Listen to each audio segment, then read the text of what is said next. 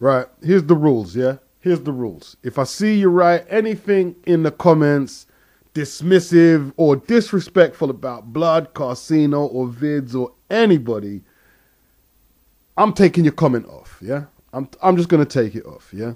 Because you're not going to embroil me or any of them brothers across the pond in any of that shit there. I'm not having it. I'm not having it. Before I carry on, Floyd is not the greatest fighter of all time. He's up in the rankings, and he still has time to complete his nominations for that position. So let's go. First off, to Casino. Andre Ward does not need Floyd to sign him off with a blessing to, say he's the top boy in the game right now. He doesn't need that. Yeah? He doesn't need that. Floyd doesn't have the authority to do that. Yeah? He doesn't. You know, he's been inactive. Yeah, he was the pound for pound best, but he's inactive now. And Andre Ward has took up that mantle now, in my opinion. The Ring magazine still have Manny Pacquiao and Floyd as the joint pound for pound best in the game. But, you know, they're paying for them slots. The Ring magazine is losing its cred at rapid speeds right now. They have Tavares Cloud rated above Gabriel Campillo. He outpointed Cloud much more convincingly than Manny allegedly outpointed Tim Bradley. But yet, they've got Cloud rated above Campillo. But at the same time, they're rating Pacquiao above Bradley. Right? So the Ring is just shooting their credibility to pieces. This is all based on my opinion. Vids 06, you shot yourself in your foot when you use Hagler as your example of a fighter who you rate but you don't think had any influence on the game. You just broke it down there, man. I've got to be real with you. You know, Hagler was very influential. Ask Tim Bradley, ask a lot of guys, even fighting today. Yeah. When you're talking about influence in terms of people want to learn Mayweather's shoulder roll, well, Rocky Marciano is one of the most popular fighters in the history of the game. And I guarantee you, there's not much coaches trying to coach fighters to fight like how Rocky used to fight. Yeah? So that I don't know, you know. And Hagler did have a lot of influence on culture outside boxing. He made it kind of cool for dudes to have bald heads. Blood will back me up on this. A few fighters shaved off their head to get the Hagler look back then, right? He had the mantra of seek and destroy. And, you know, he had a great influence, not just on boxing, but on sports. And how you used him for an example, I don't know. It was hard for me to focus on the rest of your video after you made that statement so early in the vid. But let's go on to Blood. Like, you're bigging up Adrian Broner's victory over DeMarco. Well, your videos are from your perspective, right? My videos are from my perspective. I've noticed you use the word cherry pick in a lot of your videos recently in weighing up Floyd's resume. Well, I, for one, and a few others, didn't think that DeMarco was the toughest opponent that Broner could have picked at lightweight. In fact, the fact that a lot of you guys were, yeah, DeMarco's just going to use the Mexican body shots and he's just going to bulldoze him, you know, to me and a lot of other guys, he showed a lot of short-sightedness in doing that, yeah? And you played right into Broner's hands, to be honest, yeah? Because if you guys had said, damn, you moving up to lightweight? Oh, you want to do that? If you guys had said, well, why don't you take on Miguel Vasquez? Right? Much more difficult opponent than DeMarco. Much more difficult opponent. But nobody did that because a lot of people don't really study the sport how they're saying they're studying the sport. You guys you might not believe you do it, but you go to your base instinct. Yeah, DeMarco's a big lightweight. Yeah, he's tough. He's a Mexican. He's going to go to the body, you know. But if you go to the more scientific analysis, diagnosis, prognosis, Vasquez, on paper, causes a lot more problems. And in saying that, Broner would probably blow him out. But if you study the technicality aspect, Vasquez all day. Harder fight. Harder fight. And in my opinion, the fact that Broner didn't even say Vasquez's name, and he's got no intention of fighting him, under your criteria and a lot of other people's criteria, I could say he cherry-picked DeMarco, the weaker of the two champions. In my opinion. You see, a lot of guys get impressed by one-round, bang-em-out knockouts and exciting fights and belts. And yes, recently I have converted over to the fact that, majority rules. If that's all you guys want to see, well, maybe that's what the combatants need to be thinking about. I agree with that. But,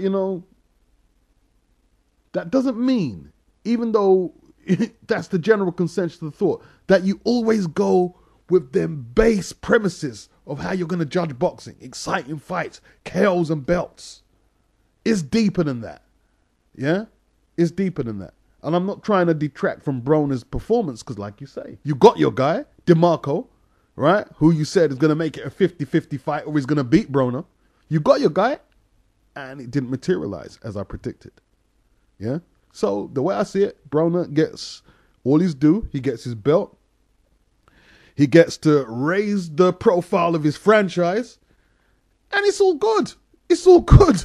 I mean, and anybody who's going to come on this vid and say, DeMarco would blast out Vasquez, you don't know shit about boxing. Yes, I'm using it. I'm using Roger Mayweather's term. You don't know shit about boxing, right? Cool. Now, you say that Broner shouldn't stay at lightweight because the challenges are not there. Well, Hagler didn't move out of his division.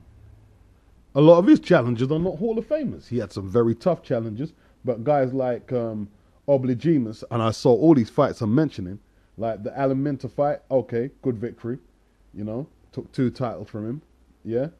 Tony Simpson, not a Hall of Famer. Alan Minter's not a Hall of Famer. Wilfred Scipion, very tough guy, not a Hall of Famer.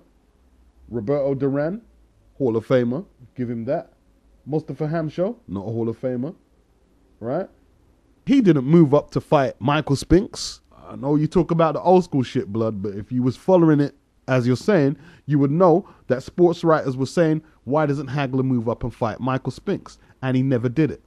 And look, don't get me wrong, Hagler had no need to move up, right? Because this is how boxing works if you're a long-term champion like Hagler, right? Basically, he's basically the spider in his web. He's just waiting for the food to come to him. So while a lot of the middleweight challengers, like Hamsho, Caveman Lee, and Fully Obel, etc., are not Hall of Famers, yeah? They're credible mandatories and they're credible defenses. But like I said, he's the spider in the spider's web. He's waiting for the food to come to him. So guys like Duran would move up from welterweight and say, okay, I'll fight him. Guys like Hearns would do the same. John the Beast Mugabe came from light middle. And that's how he negotiated that. Because all of his super fights were against Sugar Ray Leonard, who moved up. Were against Roberto Duran, who moved up. Were against Tommy Hearns, who moved up. Were against Mugabe, who moved up. Right? So he didn't need to do that. So you're going to have to define what you really want. Do you want fighters to move up in weights or clear out their division? What I mean? Because if that's the case, there's only a few select guys who can actually do both. Move up and clear out. Like, guys like Holyfield. Henry Armstrong. Pernell Whitaker wasn't bad at it. Yeah? Pernell was nice in 2 divisions, in lightweight and welter. He only had a few fights at light welter, right? I got the Box Rec up, man. I got the Box Rec up. I got it up here, yeah? Henry Armstrong, I'm not even going to go through all this shit because he's got so many fights and he was simultaneously juggling 3 titles, right? So, I mean, he's out of the stratosphere, yeah? And to be honest, he wouldn't be able to do that today, yeah? Because television networks need much longer to build up fights. He wouldn't be able to do what he's doing today, you know? And today, the alphabet belts allowing one fighter to straddle 3 belts simultaneously with all them sanctioning fees, shit, I mean, no way, no way. The truth is, Sugar Ray Leonard, he defended the welterweight title on numerous occasions, yeah? He won the light middle title. He didn't defend that at all. When he beat Hagler for the middleweight title, he didn't defend that, right? When he made Donnie Lalonde emanciate himself down to super middleweight, and he fought Donnie Lalonde for his light heavyweight belt, but he made him come down to super middleweight, and they had the vacant, I think it was WBC super middleweight belt on the line as well. He won 2 titles in 1 fight, right? And made the light heavyweight champion emancipate himself, right? But from what I gather, I don't think you see Floyd anywhere near on Sugar Ray Leonard's level, yeah? It's like people talk about the Arturo Gatti fight. If Floyd didn't take that fight, what do you think people would be saying? Let's say you didn't fight him for the belt.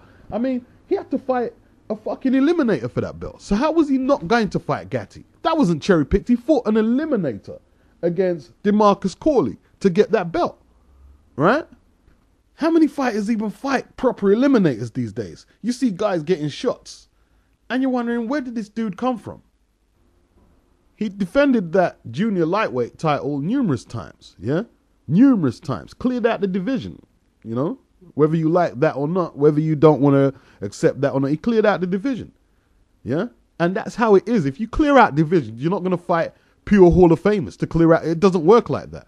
If you go and look at Hagler's resume, he's not fighting Hall of Famers every defense. No, he's not. Let's look at his welterweight record. The second man to beat Zab Judah took his IBF welterweight title. So that's not a bad victory in my opinion. That's not bad on your resume. That's not bad at all. Ortiz was coming off a big win. Mosley was coming off a big win. Hatton was a champion, undefeated, right? 2-time world champion. Yeah, you can say it was cherry picked, but he was a 2-time world champion, undefeated. And it made financial sense. And here's how it went. Ricky called out Floyd, right? Blood, look. When fighters like Ricky Hatton have a massive fan base and constituency and have weight and pull in the game and they call you out, a former double-time world champion with a crowd-pleasing, television-friendly style, yeah? Big, one of the biggest fan bases in the history of the game, right? But it seems to me you would have preferred if he fought some guy that nobody's barely heard of. I don't get it. What if Floyd had said to his promoter, I'm not going to fight Hatton because it's not going to do my credibility any good? They would have said, what the fuck's going on? The television networks would have said, what you mean you're not fighting Ricky Hatton? What the fuck are you doing, Floyd? It seems to me, Blood, that because Floyd's not doing things exactly how you think it should go, that it detracts from his stance as a fighter. That's how it seems to me. You know, you're not even saying, okay, I would have preferred that, but I'm going to take an objective slant on how I see Floyd's career. It just seems to me because he hasn't done exactly the steps that you think he should have taken, that you're crushing him for that. That's what it feels like. Your opinion is your opinion, right? But whether you or I like it or not, we have to look at the bigger picture, right? We're talking about legacy. So that means how he's going to be remembered after me and you long gone, finished doing our thing on the earth, yeah? That's what we're really looking at. So I've heard you say that, yeah, I remember this champion used to give journeyman title shots and things like that, and he didn't duck, and it almost sounds like if he fought somebody who you think is tougher, but was more obscure than the opponent he picked, that would help his legacy, you know, by fighting more obscure fighters than the ones he's picking, you know, guys who can't draw crowds. But just because it's your opinion, you think that he should fight him. That's crazy. I don't know, what is it you want to see from these guys? Do you want to see them clear out divisions, move up weights? Do you want to see them fight journeyman for nothing? Or what is it exactly? What you need to do, in my opinion now, Blood, you need to graft a record of what Floyd Mayweather's record should look like. That's what you should do. Actually graft it. Right? Who he should have fought, when he should have fought them, right? And if you like, you could even say who he would have lost to and who he would have won against. I'd be very interested to see what you come up with. I really would.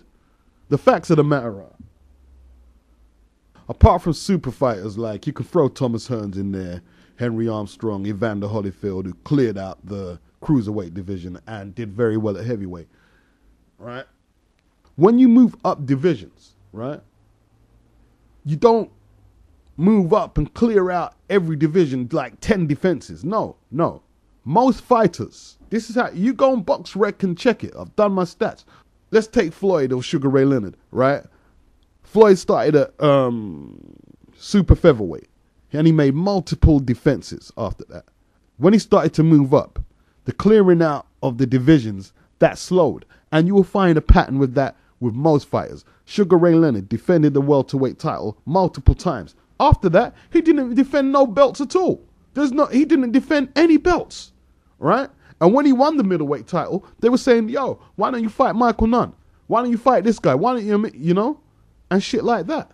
So sometimes it's rose-colored spectacles that people are looking back at this shit.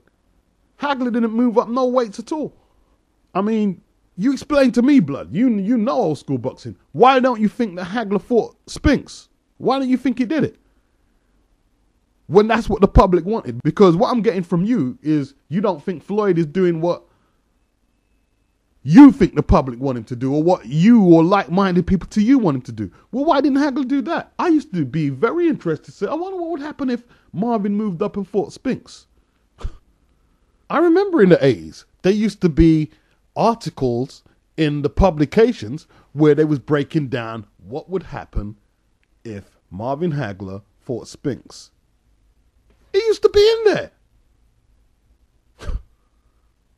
Right? Spinks wanted it. Hagler didn't say a word. Like you say, with Broner, it's only 5 pounds or so. He can do it. If Broner can do it, Hagler can do it, surely. He didn't do it. You see, we can all pick holes in shit. Like, I'm going to leave some of you old schoolers one to try and untangle. Check this spider's web. Aaron Pryor beat Alexis Arguello twice by stoppage. So that should tell us he is the more dominant out of the two. He should be more favorably looked at in the history books. But let's go into it. Alexis Arguello dominated the featherweight division, the super featherweight, the lightweight division. But let's look at Pryor. He's looked upon as this mythical boxing legend. Okay, he cleared out the light welterweight division, the WBA World Light Welterweight Champion. He cleared out his division. There's no doubt about that. Yeah, the 2 wins over Arguello, magnificent, no doubt. But through the years, people have built Pryor's legend, saying, "Oh, Leonard ducked him." Really? How comes he didn't move up to welterweight? And even if Leonard didn't fight him, why didn't he knock off? I don't know who was about. Was a Hearns about? I mean, there was guys about. A Milton McCrory. Why didn't he knock off one of them guys and force the fight? He didn't. He retired as a light welterweight. And he didn't move up in weight until he came back and lost to Bobby Joe Young. You know, Broner's 23. He's got a lot of pressure, despite how cocky and confident he appears to be.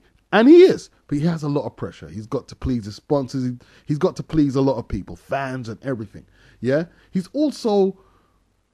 growing. He's 22, 23. His body's developing. He has to be staying in tune with how his body is developing, yeah? He's already took way more risks than the likes of Canelo and I'd say even Chavez. Chavez ain't moved up no weights. He was forced into that fight with Martinez, yeah? He's took way more risks, and he's still developing like they're still developing Canelo as a fighter, trying to make him recognize his weakness and strengths. He's still developing, but yet he's taken on strong challenges, you know? For you just to say he has to move up when you think it's crazy. It's crazy. If he's got over the Escobedo thing, right, and he's saying, right, I can do lightweight and I can make the weight comfortably and I can perform at a certain level. It's never easy to make weight, but as comfortable as he's going to get or be, right? Here's how it goes. I already explained it in the Marvin Hagler, how I broke down Marvin Hagler's reign, right? You might not think that the competition at 130, is it 130 or 135? I'm not too sure, right? You might not think the lightweight division is so tough and that he needs to move up. But he can just say, well, look, I'm just going to stay here. I got the WBC belt. I beat a guy who they said could possibly knock me out. It's a 50-50 fight. Let me take on my mandatories. Let me pick this guy from out the top 10 or whatever, you know. And that's what Hagler did. And he can do what Hagler did. He said, well, look, this is my spider web. I'm not going to move up or move up yet.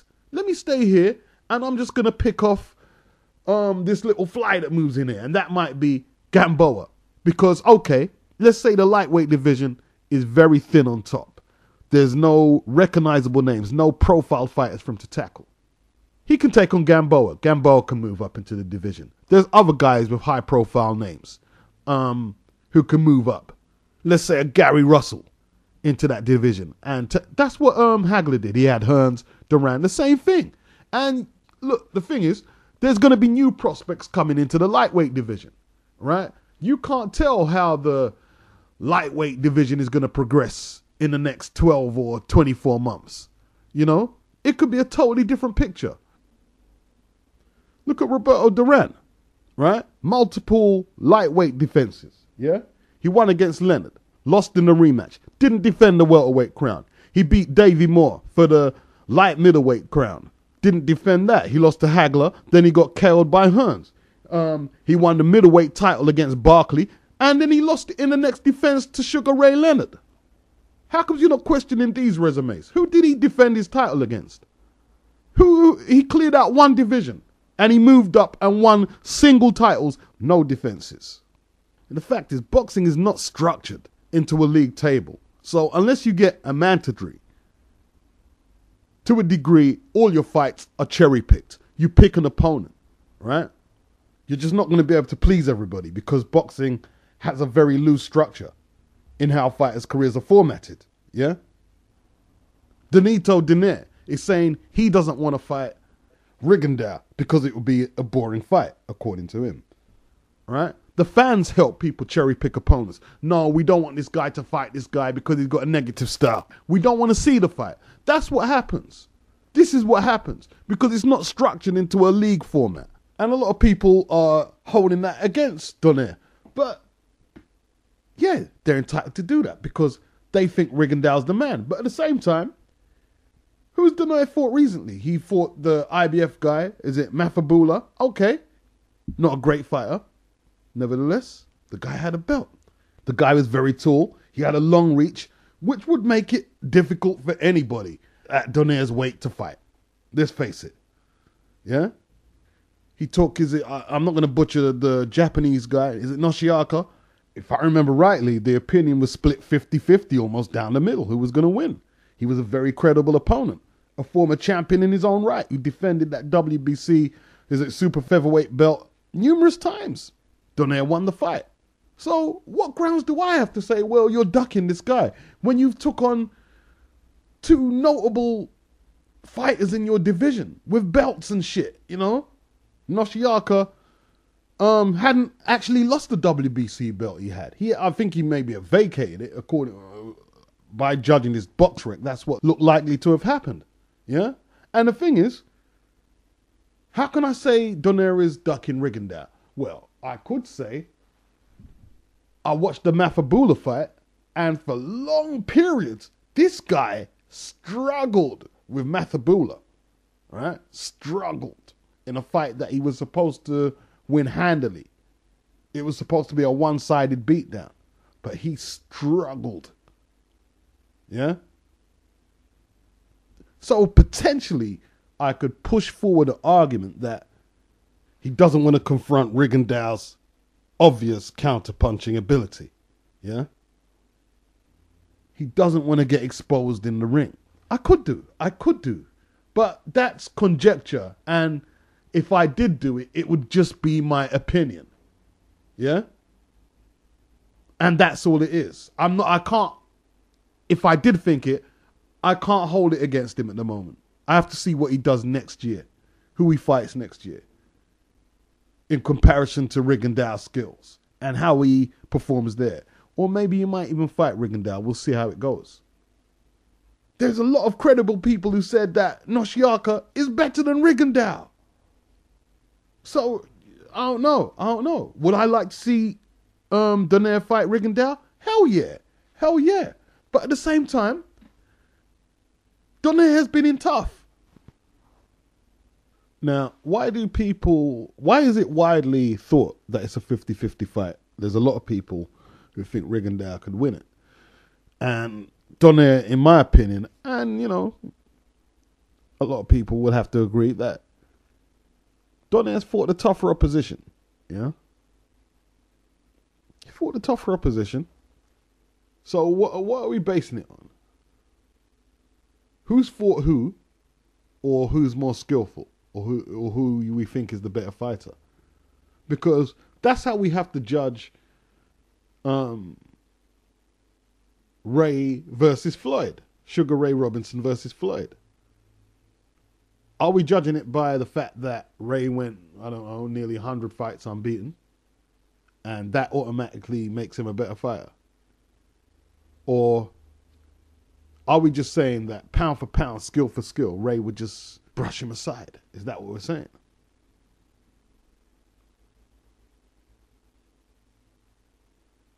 And if you do believe that, where's the evidence that anybody could just brush Floyd aside? Where's the evidence? What are you basing that on? And that equally goes to the Flomos. I've had arguments with guys who have said, oh, Floyd would just brush Duran aside, would just brush Leonard aside, would brush Robinson. Where's the evidence? What evidence? Bring the evidence that that would happen inside the ring. Now, we can play the numbers game, as I said. If we're going to say, well, Sugar Ray went nearly 100 fights unbeaten and this and that, well, okay. Well, Floyd loses. If it's just numbers, he loses. If you remember, I've done the resumes and legacies thing. Ray had a lot of non-title fights, and I guarantee you, none of you can name none of them guys he fought. You can't do it. You can't do it. You can't do it. Since Floyd has won titles at junior lightweight, you can practically list off Floyd's whole career from when he won his first title till today. You practically could. And I'm not saying that all of the fighters he's fought have been Hall of Famers, but they've been title matches, they've been eliminators, contenders. You know? Ray had a lot of obscure fight, 10 rounders. He did. That's the truth. That's not bashing Ray. It's the truth. He had loads of them. And I'm not saying they were bums. I'm saying I don't know who they are. And neither do you. Right? That's what I'm saying. You don't know them, blood. You don't know them 10-round fighters. I'm challenging you to tell me the quality of the resumes of some of Ray's non-title fights. I'm challenging you to that. Yeah? And this is the next phase of the video. This pound for pound, this Hall of Fame thing. And obviously it's my opinion. It's just my opinion. Hall of Fame is a promotional tool for boxing to keep the sport on the radar. That's what that is. That's why Sylvester Stallone's in there. I mean, people say Stallone's not a boxer. Well, neither is Angelo Dundee. Right? Neither is he. Okay? Doesn't say pound for pound rankings. It's Hall of Fame. That's what it is. So you're going to get great boxers. You're going to get great trainers. You know, and you're going to get great promoters, because without Don Kings and the Jack Cairns and the Bob Arums, damn, look, the businessmen are tying that shit up all together, right? It's only recently boxers have been putting their hand into the promotional side of the game. That's a recent phenomenon, which Floyd did help pioneer, right? Taking charge of their own television revenue and not giving it out to the establishment, to the system, to the Aram system, to the, you know, to that shit there. That's why he just vacates them belts. He wins the belts and he vacates them, because he don't want to keep paying them guys no sanctioning fee and let them become big off his name. That's why he does that, you know. Pound for pound is different. The pound for pound criteria is not the same as the Hall of Fame, yeah. Is Hall of Fame just based on numbers? What are they basing it on?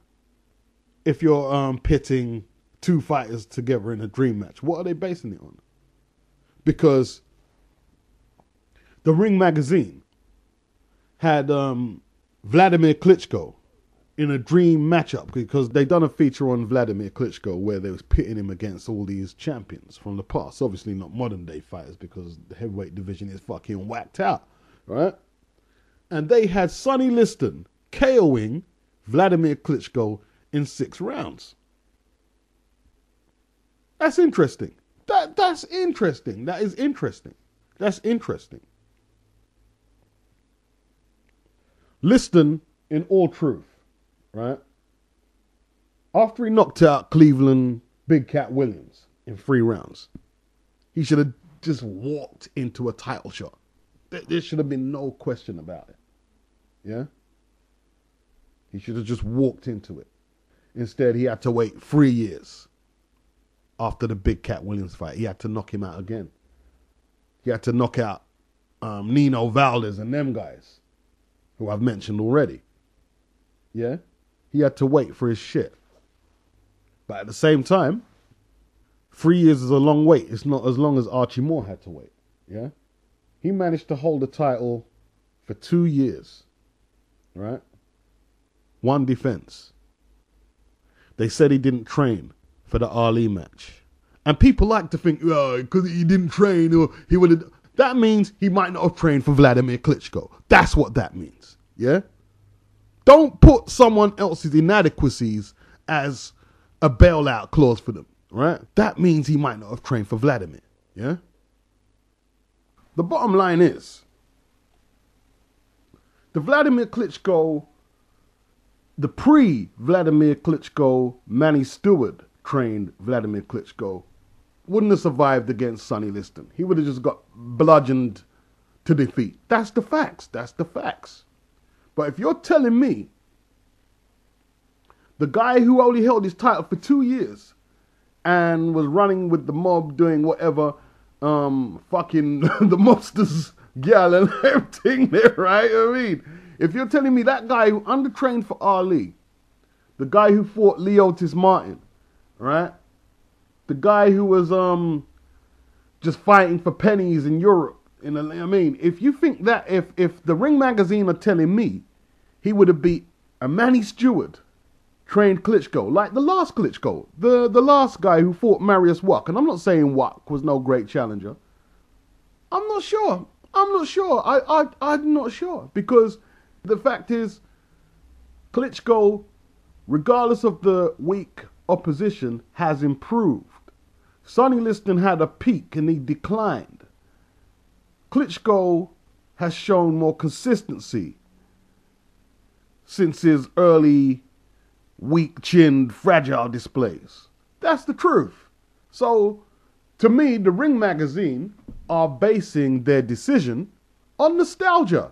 Because the Ring magazine, I don't know, do they still have just 8 divisions when they do the ratings for the divisions? I think they have 8 divisions. They have old school writers. They have an old school ideology about their magazine.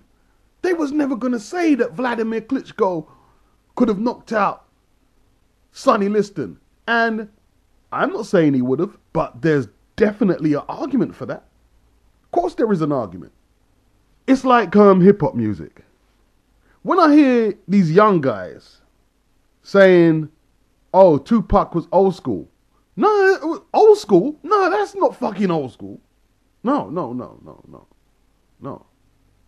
Is it the Poison Clan, the Poison Crew, Sugar Hill Gang, Melly Mel, you know, Funky 4+1, and my personal favorites, Kool Moe Dee and the Treacherous Free, Busy B, Grandmaster Caz,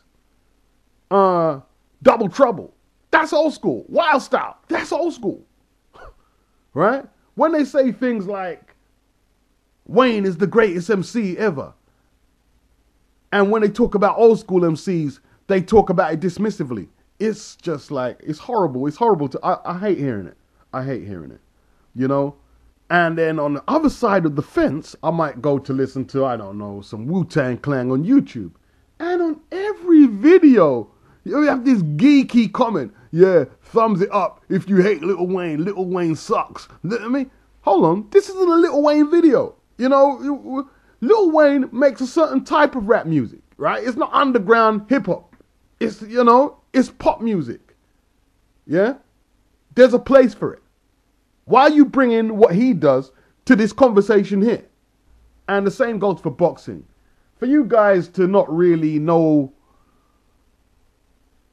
the old school, because you're not interested in studying it. You're just not. You're just not. For you guys to say Floyd would have dominated, and you say things like Burt Sugar was racist, when, I mean, maybe he was prejudiced, but when he was analyzing fights and boxing, no, he wasn't. He used to give black fighters their due.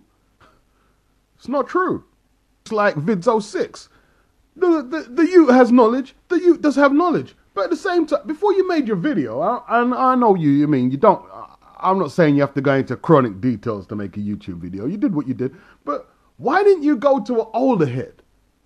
Because you probably wasn't even born when Hagler was fighting. You know, the whole truth. Why didn't you go to an older head and say, yo, tell me about the 80s, man. What influence did Marvin Hagler have on sport, boxing, on society? Why didn't you ask that? Why didn't you find out? You can't guess it if you wasn't there. I don't know where you make this shit up. You know, you try to make up history. And the same goes for a lot of the old timers. Yeah, well, he would have just dominated it because he used to fight on glass and barefoot and shit like that. And he had to wait for welfare relief for 6 months. Come on, man. You know, that's just, like, you're both biased. You're both biased. And when the CompuBox stats argument to back up how good Floyd is brought up, I mean, blood, you just dismiss it. You just dismiss that like, oh, that doesn't mean anything. I genuinely believe you're only saying that De La Hoya outpointed him to back your argument up somehow. Or I challenge you to view the match with a few of us, you know, and we can record it. And let's see what round you give De La Hoya to what you give Floyd. Willie Pep. You know, he's often cited as a legend, but my memory on video footage is him getting knocked out and beaten up by Sandy Sadler. Regular. Yeah? So, who are the rest of these guys he fought? How comes I don't hear about none of them fights? You know? And maybe I have to do the research. Or maybe one of these historians has to come out and back his claim up. But I haven't seen them do that or heard them do that. A lot of Willie Pep's reputation and legend and the myth has been built upon the round that he won without throwing a punch. Yo, but who against? And how does that get you into the pound for pound all-time rankings or whatever, Hall of Fame, whatever you want to call it? How does that get you in there? And more to the point, why doesn't anybody question that? How can you win a round if you haven't thrown a punch? If you haven't thrown a punch, you haven't scored a punch. So you can't win the round unless the other guy didn't land a punch.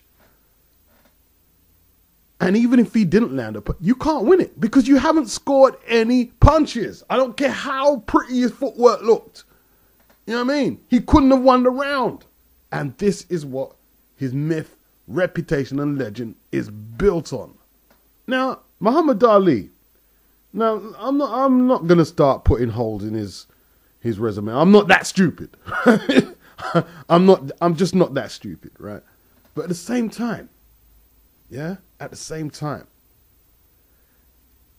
the man protested against war. He stood up with Malcolm X. You know, he was the first man to break bread, you know what I mean, in Africa and shit like that. You know, and these are outside of the ring things. And if anybody thinks, despite how great his ring resume is, that he would be just as famous if he just relied on what he'd done in the ring, as opposed to what he'd done outside the ring as well, you're living in cloud cuckoo land. You're living in cloud cuckoo land, right? He transcended boxing. Yeah, he transcended boxing. Now, if Floyd, I mean, like, you know, didn't do what people would term as crass things. Yo, man, I was counting up these mills and shit like that, and the money shit, and some of the bad poetry. I'm the greatest because I'm rich and you're a bitch and shit like that. If he didn't do all that shit there, yeah, and he was more modest and like just humbler, I guarantee you, people wouldn't try to poke so much holes in his boxing resume because he's a nice guy. I guarantee that. But because he's so good at what he does and the arrogance, they have to go for that. They have to pull him down somehow. Because what we're going to do, we're just going to let him be a great boxer. We're just going to let him do outlandish things outside the ring. No, life doesn't work like that. If you try to ascend too high, they're going to pull you down. Yeah? Rocky Marciano was a nice guy. You know what I'm saying? Arturo Gatti was a nice guy. He didn't do crass things. They had the humble shit outside the ring, you know. Liston used to manhandle policemen. Yeah? He was in jail a lot. A dark-skinned black man built like a brick house. America's worst nightmare.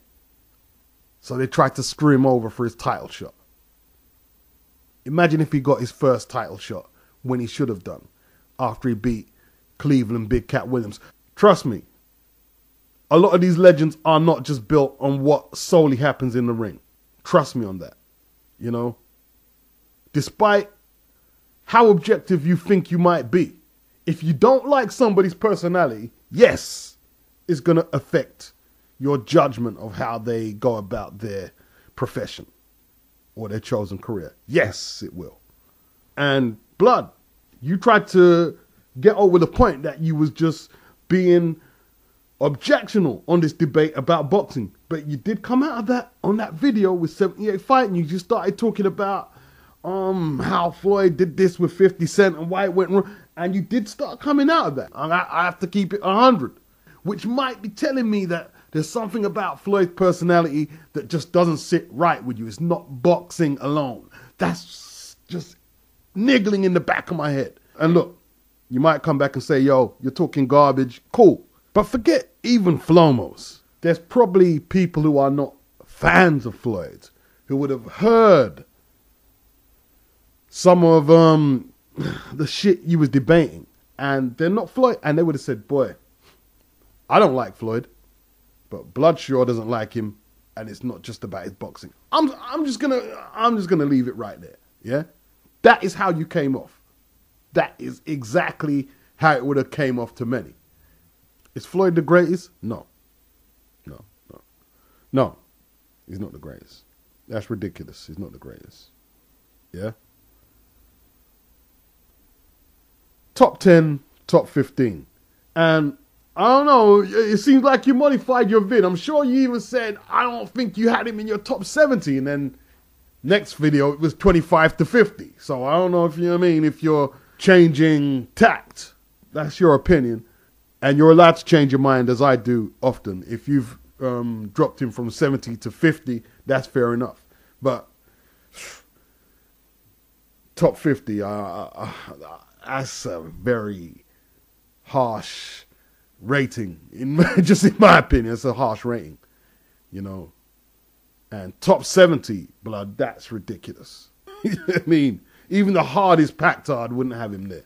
You know what I mean? And before anyone goes there, no, I am not comparing blood to no blood clot Pactard.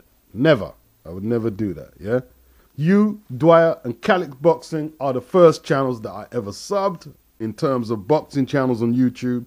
Still one of the greatest YouTube boxing channels, you know. It was still a great honor when I heard you mention my name in your videos. So that hasn't changed, but I have to lay it down how I see it. Peace out, my brother. Peace.